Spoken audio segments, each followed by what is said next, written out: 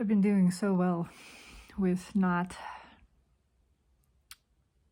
thinking, not worrying, not letting panic set in, not letting the overwhelm get to me, the inclination of the mind, of ego to... It's all a trap. It's all a trap to get me to think, to get me out of the present moment, contemplating, ruminating on things that I have no control over that will be what they will be. They're just gonna be. There's nothing to do there. And they're gonna turn out however way they turn out. They're gonna be. And the brain just wants to go to the worst possible version, the worst case scenario.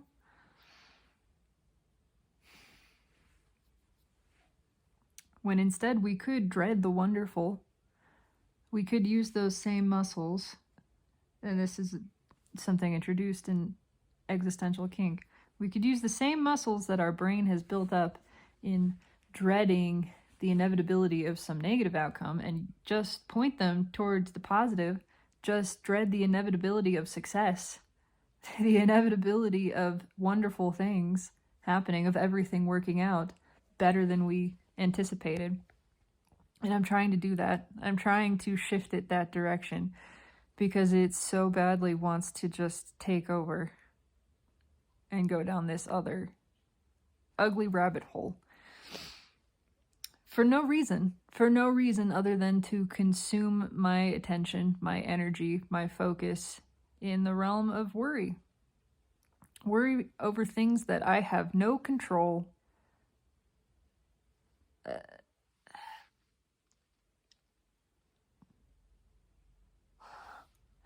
A lot of it right now has to do with this cat. This cat that I love. This cat that has only ever lived with me and my ex-partner, that has never interacted with other animals very much. Limited interaction with other people because our life was very small when it was our life. It causes sensation in me even to have referred to it as that, but it's what it was. That's all ego. That's all ego. I know that. It's what it was. That was the past. And this cat lived a very secluded life. And now he's going to be moving. He's going to be moving with me. And he's going to be in a house, integrated into a family of more people and more animals than he has ever interacted with, in a new place. And it has me very nervous, very stressed with what that is going to be and look like, because he's kind of crazy. He's kind of fucking nuts. And living with just me and just me being around him. I'm also used to my ex's reaction to him, which frequently involved a lot of yelling and sometimes other things, and a general upset. Not all the time, but that a lot of the time. And he's loud, he's crazy, he bites me all the time. He's never bitten anyone else, but he's never really interacted with anyone else. He definitely has swiped at other people. He runs around and yells. Just does. I mean, I'm sitting right here and he'll run to the other side of the house and just screech. And he's very stubborn and he doesn't stop.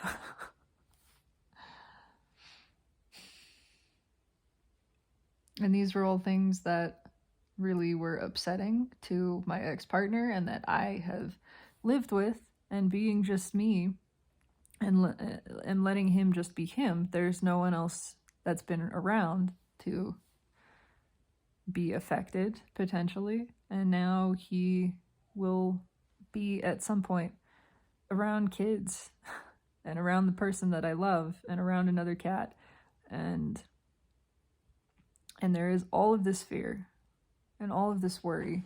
I'm gonna turn on a light as it gets dark, about what that is going to look like and be like, and I have no control. I have no control over any of it, over what his behavior is going to be. I mean, I don't want to try to control behavior of any living thing. I can't. Ultimately, I don't have that power. I cannot control the way anyone behaves. I mean, that's what we try to do to each other, in punishing each other in all sorts of ways. What good does that do, really, other than repress our expression, whatever it is? And I'm sure that there is an extension of this that has to do with just me, because all of the focus I can say is on this cat, and how is he going to be accepted, and his behavior, and will it be judged, and will it cause upset? And all of that is just a reflection of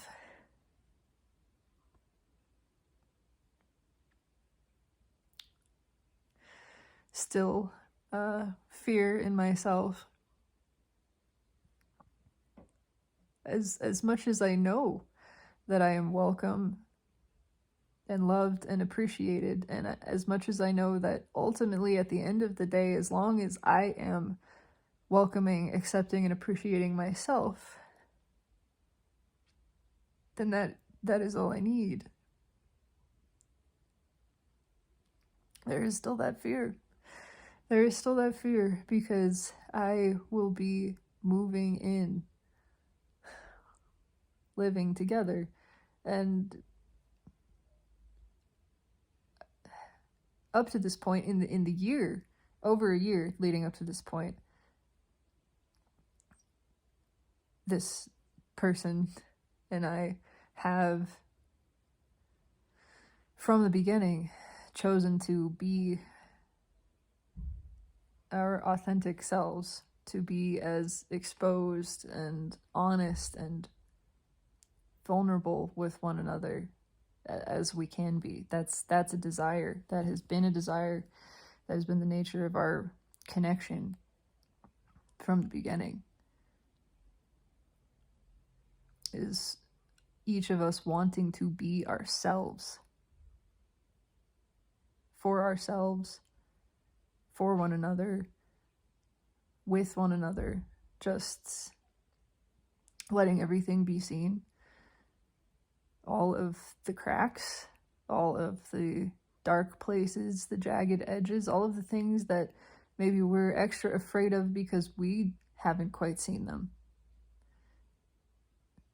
There's nothing quite like knowing that another person may see things that you have missed. What if they see something in me that I didn't even know was there, that scares me, that upsets me, that disturbs me? And I know that this is what we do. This is what we do with and for one another. We unearth more. We go deeper continuously, because there is only more to dive into. There is no end to self. And so there is no end to the witness and exploration of self. And we desire to do this together, and we do it together. And yet it is amazing how there is still fear. This fear that, you can accept all of these things about me, but will you accept this? Or what if there is something that you can't accept? And first of all, there is the acceptance of that. Again, it's tied to the realization that ultimately that points to my acceptance of myself, right? What I'm really pointed to is that if there is something that I feel afraid that another will not accept, that someone I love will not accept, that's just for me to figure out how to accept in myself, right? Maybe I'm afraid that I can't accept it, but I know that I can, and I know that I have, and I know that I will continue to, because what I am ultimately is unconditional love. That is what I am.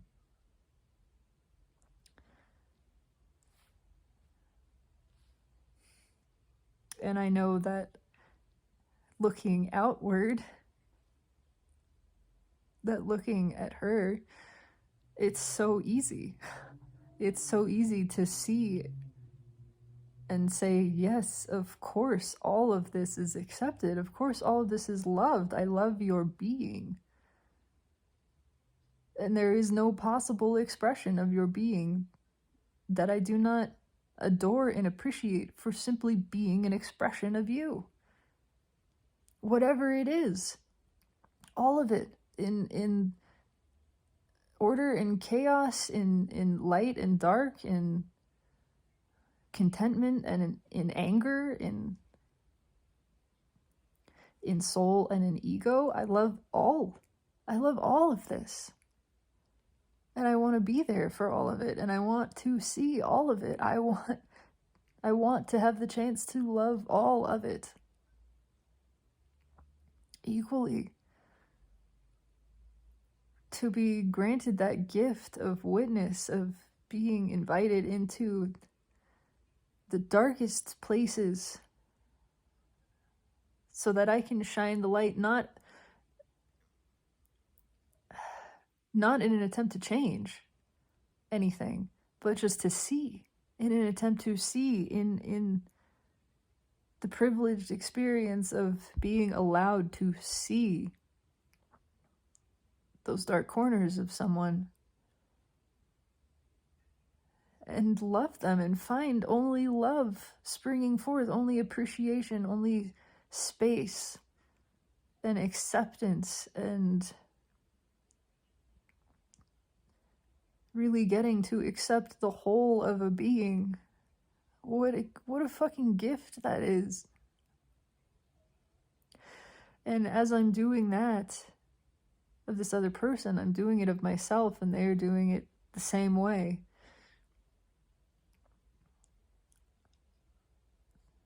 The more that I am allowed to love her, and I am driven to, I am inspired to, I am devoted to it because it pleases me, because it feels so good to me. Because there is nothing more satisfying than loving this person, loving this soul. It feels good. And so I am freely devoted to this, and the deeper I dive there, the more of myself I see revealed, the more inspired I am to love perfectly, to love unconditionally, truly unconditionally.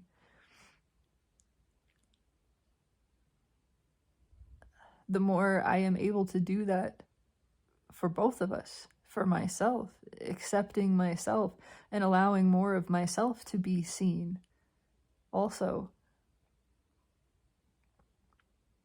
And so there's all of this, fear that is natural, I know, and at the same time it is only the result of ego. I know that too, and all of that is okay. All of that is allowed. It's all really, really allowed and okay and safe to feel. It's safe to feel fear. It's safe. And so I am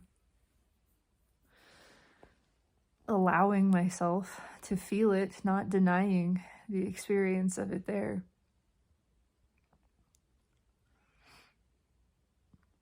and acknowledging that there's a lot of it. So much is changing. So much. This is a radical shift in my life experience. Totally unknown territory. Being a part of a family with children, amazing children. Of course, all beings are amazing. I love these kids. And I love this person. And it's also terrifying. Because there's so much feeling here. And there's so much that I do not know. So much that I do not know. And of course, the truth is that I know nothing. I know only love. That's the only thing I know. Everything else is unknown. And that is enough. I know it is enough. But to the mind, of course, it's not. To the mind, it is scrambling. It feels insufficient. It feels inadequate. It is acutely aware of its lack of knowledge, its lack of preparedness, its lack of being able to see, to predict anything about the future, about what is coming. It can't. It has no precedent for any of this. It wants to limit. That's what it wants to do. It wants to limit things to past experience. It is so uncomfortable with the unknown. And then there's that fear that somehow I will sabotage myself.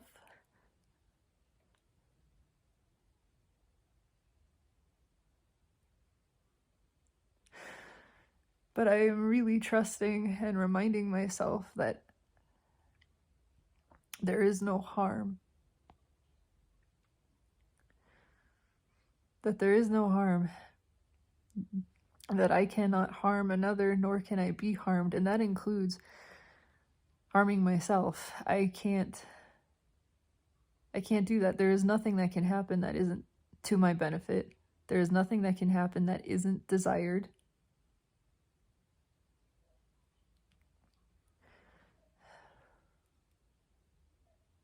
And I just keep trusting and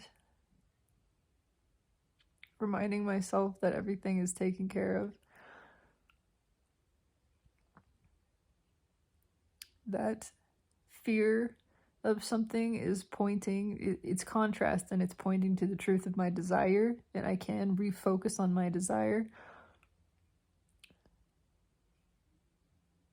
and renew my belief in that. And so that desire is for everything to work.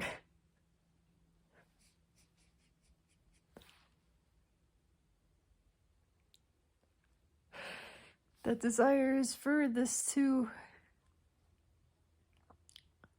work beautifully and easily and smoothly, and certainly to have contrast, to have experiences there that are, again, adding to and enhancing desire. But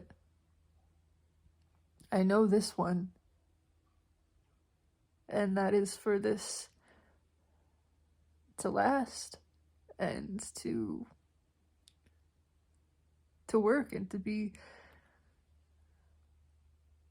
this beautiful thing that it is, that it already is.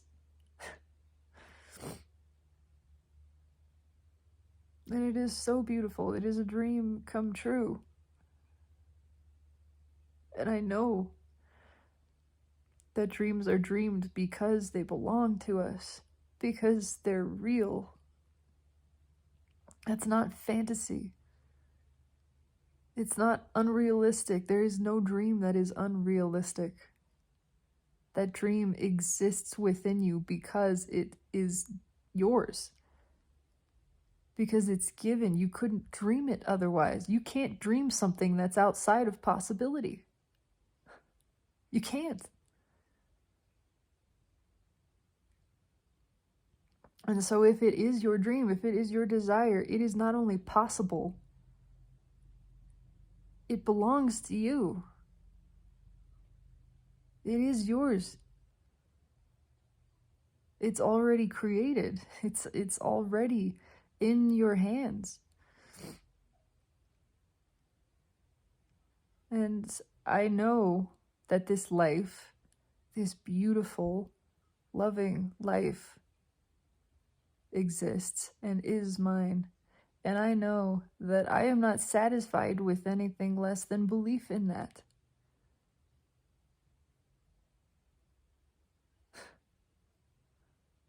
Not to believe that is crushing, is soul crushing. Why would I do that? Why would I cause myself the pain of doubting my own dream? Doubting something that I want so much. And that I know it is. I have no choice but to believe in it. It's believing in this, or certain death. Death of the soul, death of inspiration, death of it would feel like a severing of self to do anything other than believe in this. It is what it feels like.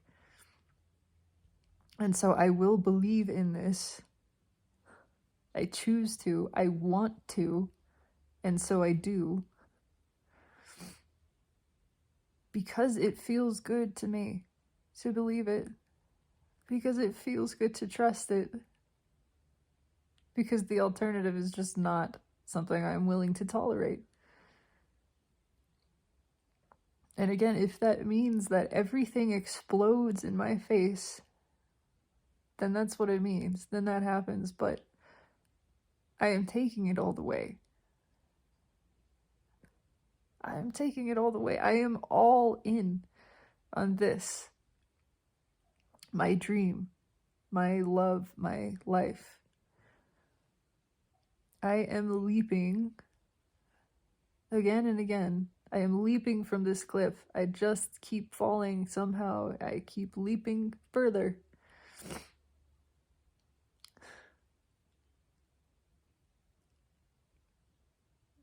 And accepting that if it all ends in some catastrophic destruction, if I am smashed on the rocks, then that's what it is. And that's not going to stop me from doing it. It's not going to stop me from leaping and leaping and leaping again and again, because there is nothing else that I want but this. And even if I do hit those rocks, up until that point, I will have fucking flown.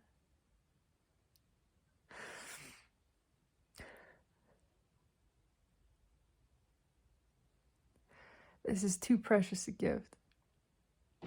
Life is too short, this incarnation, not to love fully,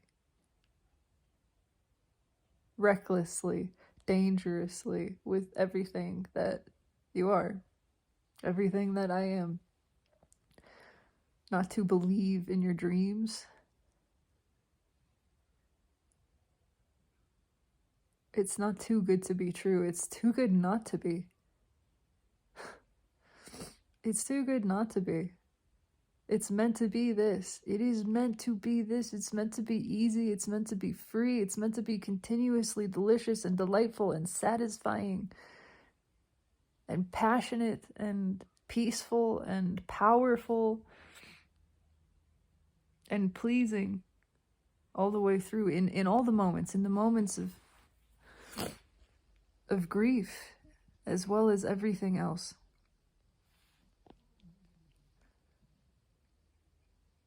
And this has all always been me talking to myself.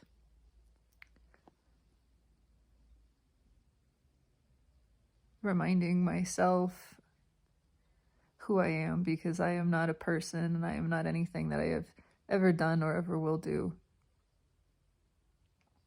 I'm just love. I'm just love. And that's my purpose. That is my pleasure. And it looks different ways at different times and to different people. Sometimes it looks like something that another would call the opposite of love. But the intention is always there, and the intention is always for joy and for benefit and for love, for everyone to experience that. But I can't control anyone else's experience. And there's so much that I can't control. I can only control my intention, which is to let everything happen in the best possible way, and to trust, to know that it is. So that's what I'm doing. I have no control. I feel terrified, and I know that that's okay. I know that that's allowed. It doesn't mean anything.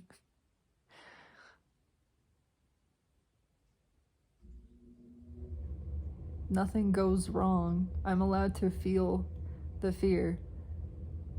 I succeed anyway. Everything, the inevitability of success, of joy, of the realization of the dream, that is absolute. That's certain. That's set in stone. There is nothing that can touch that. Certainly not some paltry human resistance. No, there's nothing that can alter that.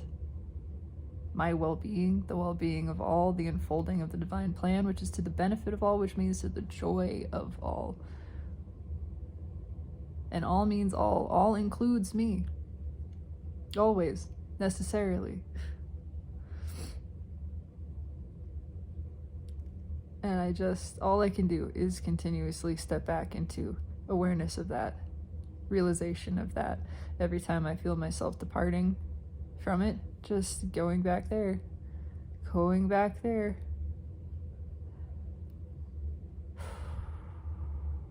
And I had a really solid couple of days of inhabiting that space, and it's okay to feel shaky again. It doesn't mean anything's gone wrong. It doesn't mean we're going backwards. It doesn't mean we're losing ground. It's just what is. It's just what is right now. Everything is as it should be, and everything is unfolding perfectly. Then there's nothing I can do to stop that. There is nothing I can do to stop my dreams from coming true. There's nothing I can do to stop the peace and the pleasure and the love that is flooding over me and towards me and around me continuously. There's nothing I can do to stop everything wonderful from happening. Wonderful being just all the things that I want. And I want a lot of things. There's nothing I can do to stop myself from feeling good.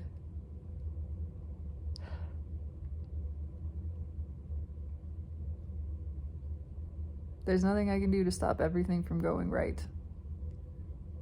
Really, truly right. There's nothing I can do to stop it all from working out perfectly for me and for everyone. In a way that is so satisfying and so pleasing and continuously, endlessly so.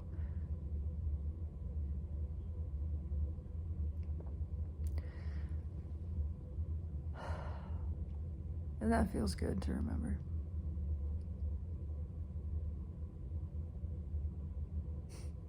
I love you.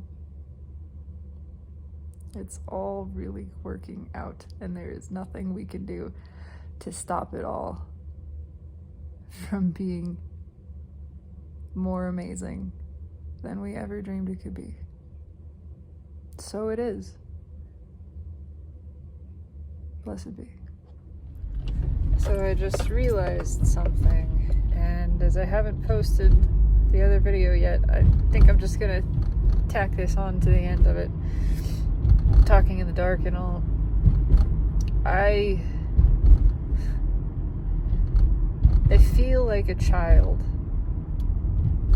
scared and small and ignorant and inexperienced, and I don't know, there are a lot of words I think I could add on there. it's another version of feeling not enough, right? Not capable enough, not experienced enough, not confident enough, not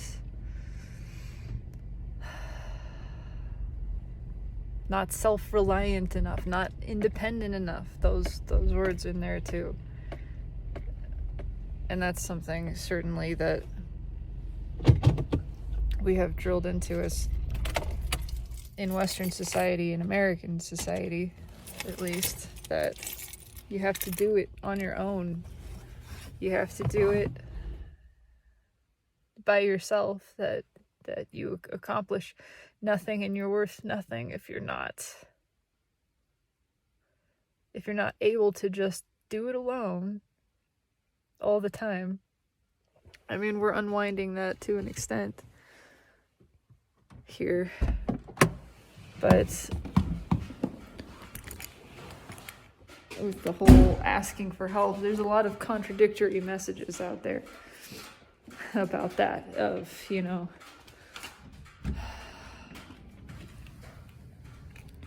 don't be afraid to ask for help, but don't rely on anybody. Don't trust anybody.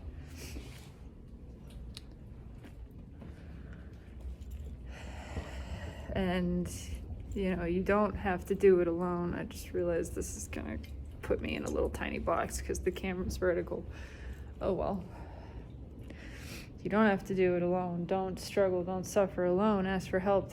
There's nothing wrong with asking for help, but not too much. Not too much, because if you can't do it on your own, if you can't, you know, there's like a cutoff point. There's a limitation. Don't ask people to take care of you, even though what you want is to feel taken care of, because that's a desire.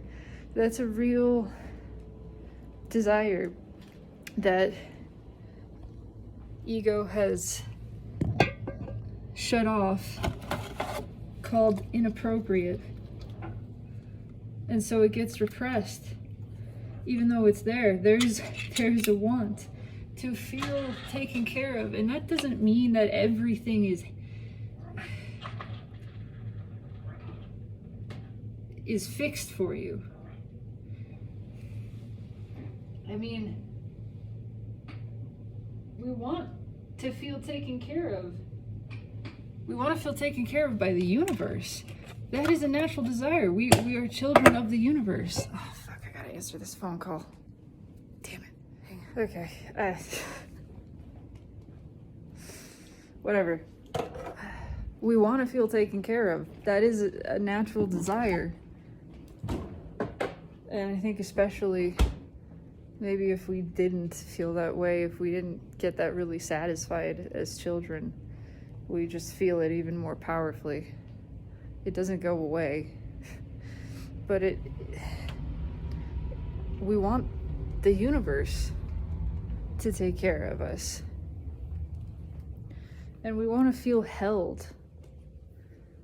I feel that too, that I wasn't allowing myself to admit to this desire, and it feels really good to just admit to it. That, first of all, to tell myself that I am allowed to feel scared. Not just scared, but small.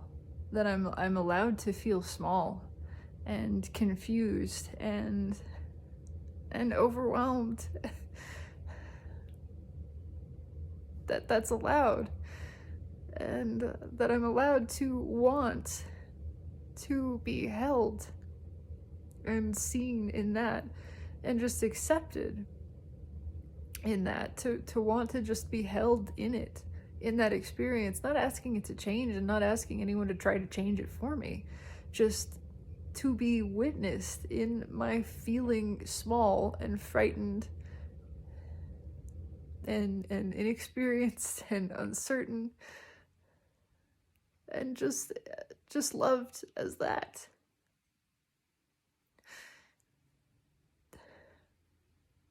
to not be asked to change, to be accepted in that I'm allowed to want that, and I hadn't been giving that to myself. I hadn't been accepting that in myself. Either the experience of feeling small or the desire to be held in it.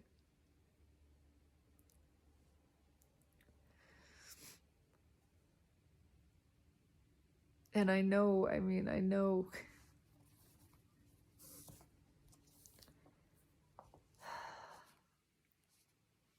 how easy it is to look out again and see, of course, someone is allowed to feel that way, especially a person that I love. Not that that someone I wasn't connected to would be disallowed. Everyone allowed to feel this way, of course. But witnessing someone in that and seeing a feeling of smallness and a feeling of insecurity and uncertainty and the lack of confidence and how, of course, that's allowed. And of course it's not wrong. And of course I love you in that. But how easy it is to forget to give that to the self. How easily ego stands in the way and says, we're not allowed to feel that way. Other people, sure. Other people, that's allowed. That's beautiful. That's perfect. But not us. We gotta be this stalwart bastion of certainty and confidence and capability at all times. Come here, boy. When that's just not true of anybody. Nobody is that. We all feel scared. We all have this inner child that gets so fucking scared.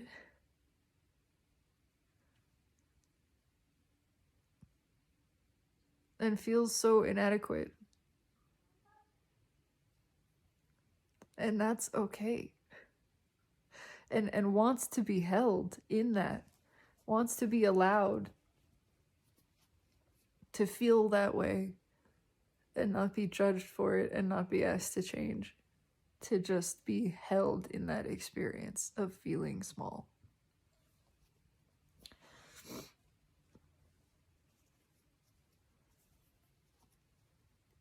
And I wasn't affording myself that comfort. I wasn't giving myself that grace. The grace of accepting feeling small, and that doesn't make me small. That doesn't make me inadequate or incapable. That's just an experience, and it's allowed to be exactly as it is.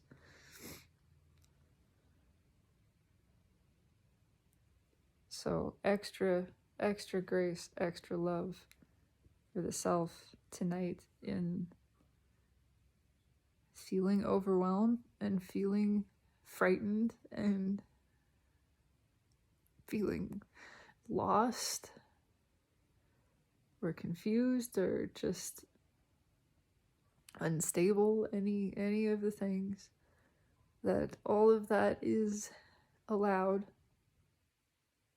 and that so too is the desire allowed to want to be held, to feel that and be held in it. The desire to be held across the board. Witnessed, held in all things, but right now, especially this fear.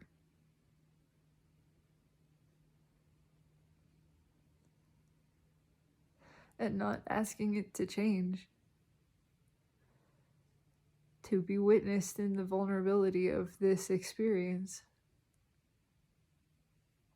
Feeling diminished. And accepted there. Accept it as is.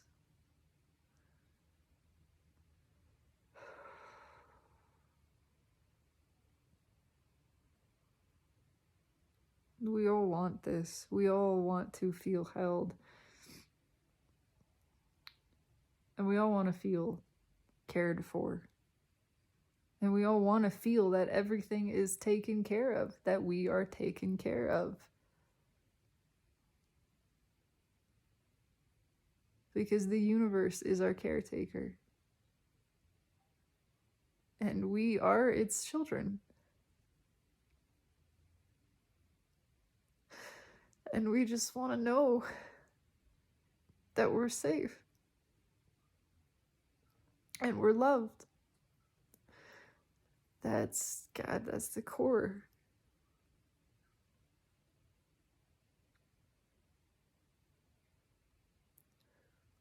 And it's safe and it's allowed to ask the universe to hold you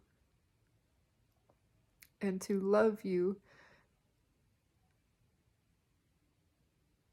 and to provide for you, to take care of you. That's safe. That's allowed. That's right to want that and to ask for that. And I am giving myself permission right now to ask that of myself, to ask that of the universe, which is myself, to take care of me, to hold me, to love me, to provide for me, to keep me safe, and to show me these things, to demonstrate all of that.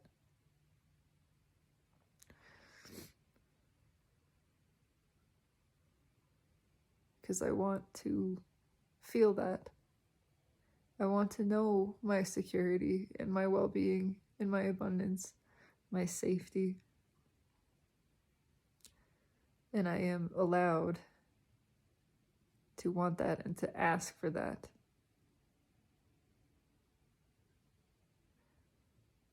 From the universe that is the rest of me, that is the bigger me, that is the parent of myself, the caretaker.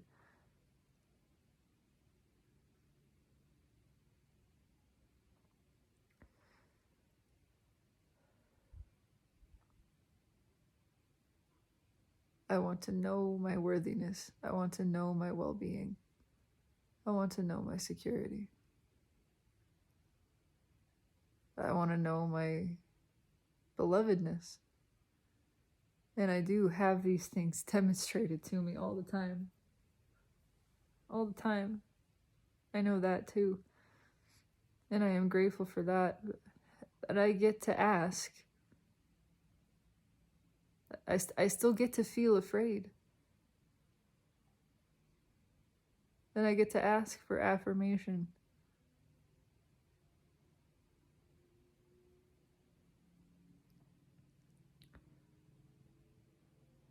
All of that is right, and all of that is allowed.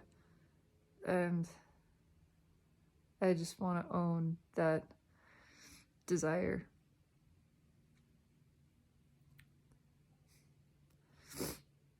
We are all children who just want to feel safe and loved. And we get to ask for that, and we get to receive that.